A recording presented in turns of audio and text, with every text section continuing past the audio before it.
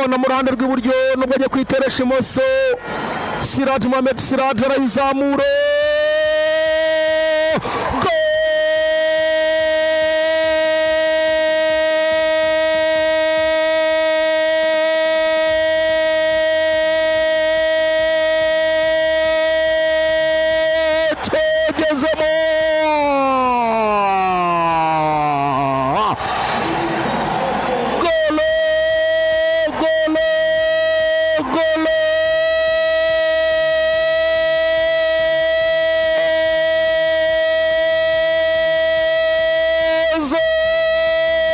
Nairobi, Mombasa, VP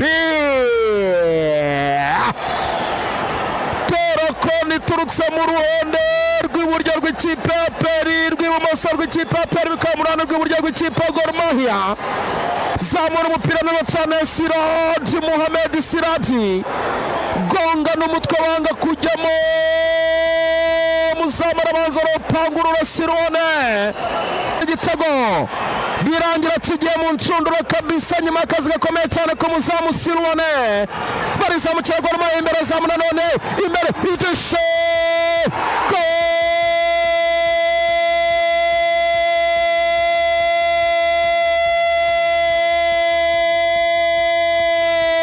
cyagezemo Gor Mahia.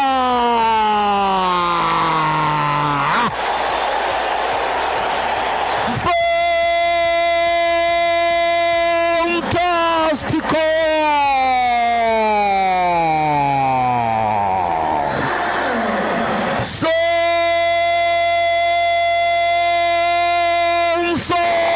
Sensacional!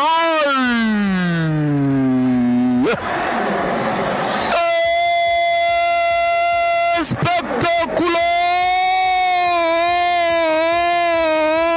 Golazo Gor Mahia ku galo bibiri. Kora amakosa hungetwa batanga umupira. Ikipe asanzwe uretse ikipe y'igihugu.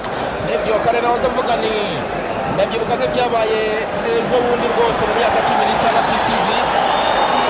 Ubwo attention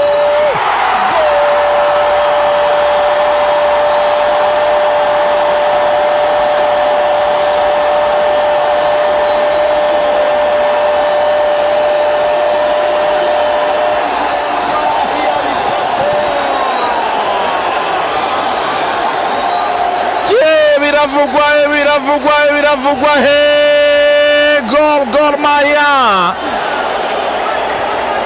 Esi ikipe irahindutse, esi ikipe iri ibiki muri iyi minsi kwejo bundi muri RD yakubitwaga n'ingoma y'abaporoso ku cyumweru.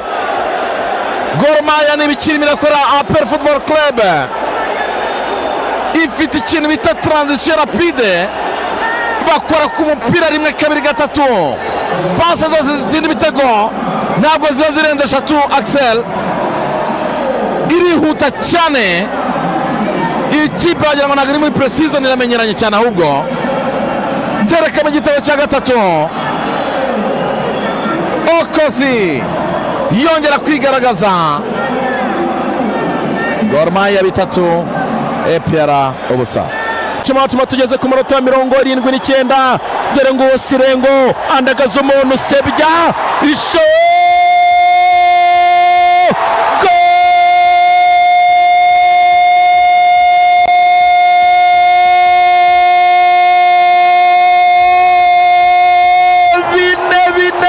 bine byagezemo. Uyu mwana witwa Sirengo turamwita ikimanuka, turamwita ikivajuru, turamwita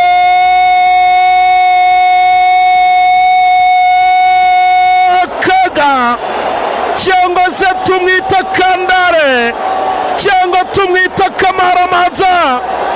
Senga defense yose APR igira ubushwambagara, uwitwa Kagegera Mucenga ashyira hasi agwishyuga ihoro. Baraza ndagaza sabya hindura umupira muri box, umupira barawataka neza, atarekamo igitego cya kane. Gor Mahia abafana ba Peri batangira kwitahira kibaye namba, bimwe bajya bavuga ngo ni ugutaha uwabareyo. Ubu noneho Aperi nayo twavuga ko iri gutaha uwaba Aperi. Atansiyo, barayipasanya, pose, go!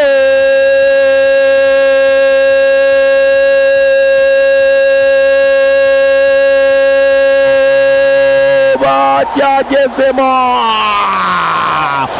gole!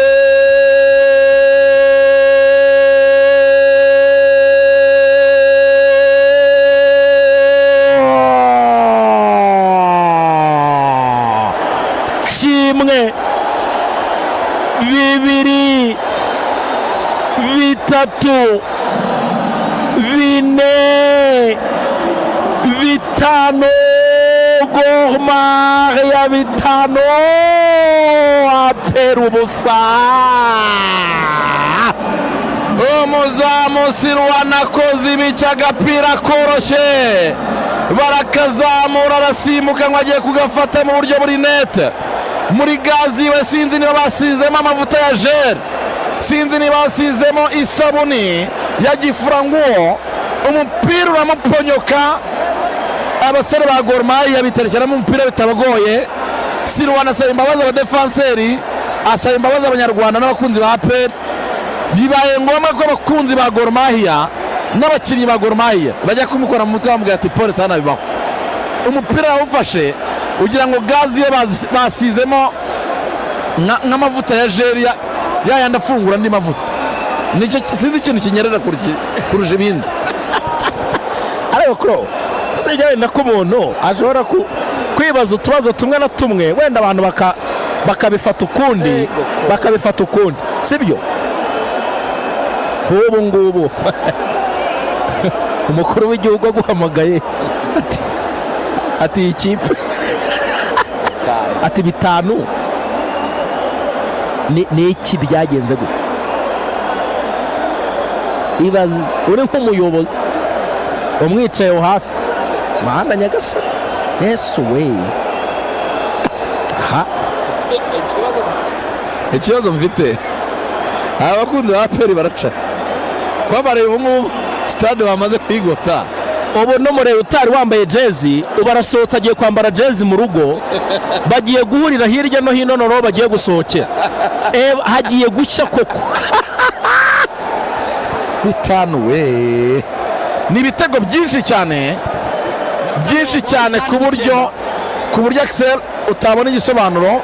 Ibyo kuvuga ngo ntituramenyerana, ibyo kuvuga ngo pe ntabwo wabona igisobanuro. Bitanu, ikipe ibikurusha uba watsinzwe. Uyu ni umukino wo kwirukanwa k'umutoza Tarebu. Abaye ari umunyabwenge yakanditse ibaruwa hakiri kare, kuko ni humiliation.